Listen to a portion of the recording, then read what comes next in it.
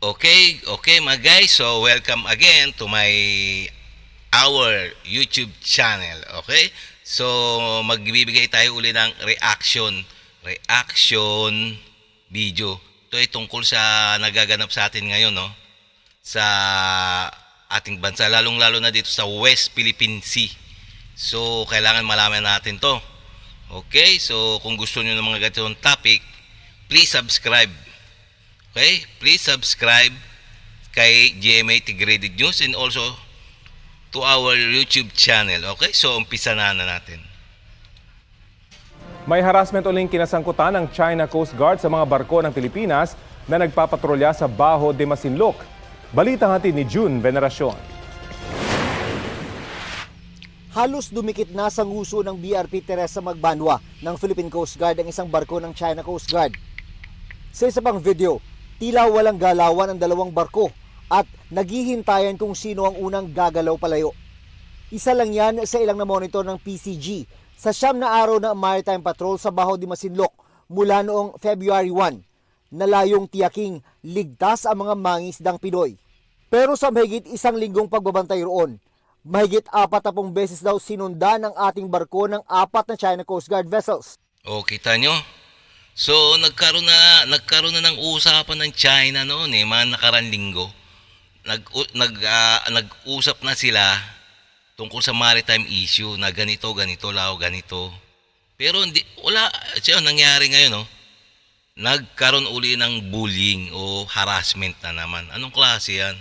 So, hindi talaga mapagkakatiwalaan itong mga China na to, no? Na 3105, 3302, 3063 at 3064. 4 na beses din daw na nagsagawa ang mga barko ng China ng mapangarib na pagmaniobra at pagharang sa barko ng PCG. Okay, tamo. Ayan ang mga pangharas na ginagawa na. Pangharas nila porket hindi lumalaban ng mga Philippine Coast Guard eh. So talagang dapat talaga gawa na action to. Pinakamalapit na distansya raw ay mahigit 170 meters. Tumawid pa raw sa harapan ng BRP Teresa Magbanwa ang mga CCG vessels. Ayon sa PCG, labag ito sa Convention on the International Regulations for Preventing Collisions at Sea. Nagradyo naman daw ang PCG vessels sa mga barko ng China para iparating na naayon sa international law ang pagpunta doon ng ating barko. Wala pang bagong pahayag ang China kaugnay nito. Pero noong February... Wala yun. Hindi yan magbibigay ng noon pa yan hindi magbibigay ng komento yan ng China na tungkol sa ginawa nila.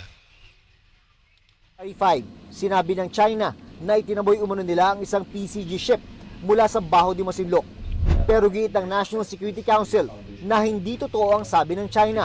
Okay, tamo na may sinabi pa ang China Coast Guard na tinaboy nila na parang sisiw ba. Oh, grabe sila, no? Grabe yung mga pinaggagawa nila o pinagsasabi nila na hindi naman totoo.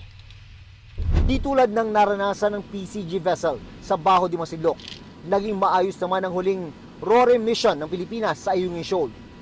Bagamat may presensya rin ng mga barko ng China Coast Guard at Maritime Militia, wala namang dangerous maneuver na naganap. At sa halip, tila ineskortan pa raw sila. Actually, malapit yung isang Coast Guard. Kita mo, gumawa ng senaryo yung mga Chekwa na yan, no?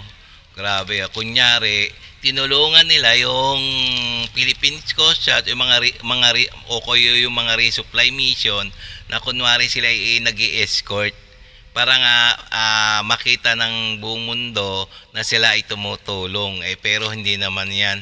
Kumbaga, lang yan, nila yung tinatawag na pakunwari lang.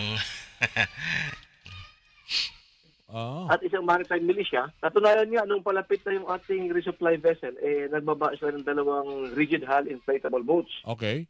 Na sumabay sa ating, hinatid nila sa loob. Tingin ng Philippine Navy, ang galaw na ito, Naka-synchronize ito sa kanilang Yes, press oo. statement pagkatapos. At sasabihin nila, pinayagan tayo at inescortan pa.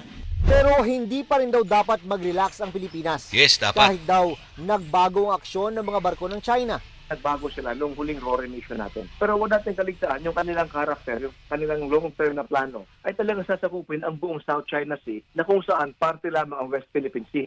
Wala Grabe Sasakupin nila ang buong West Philippine Sea. At yung magiging part na lang yung natin, West Philippine Sea. Oh, grabe Ano ba yan? Para sila mga mokmapi. Mokmapi, ibig sabihin mga walang utak yun sa ayun naman sa lahat ng mga Arabic. pa ring pahayag ang China tungkol dito. June Veneracion nagbabalita para sa GMA Integrated News. Kapuso, alamin ang Okay, mga guys, no? So, ganito pala ang bagong balita na nang haras na naman ang mga Chekwa, ang mga Chinese na to.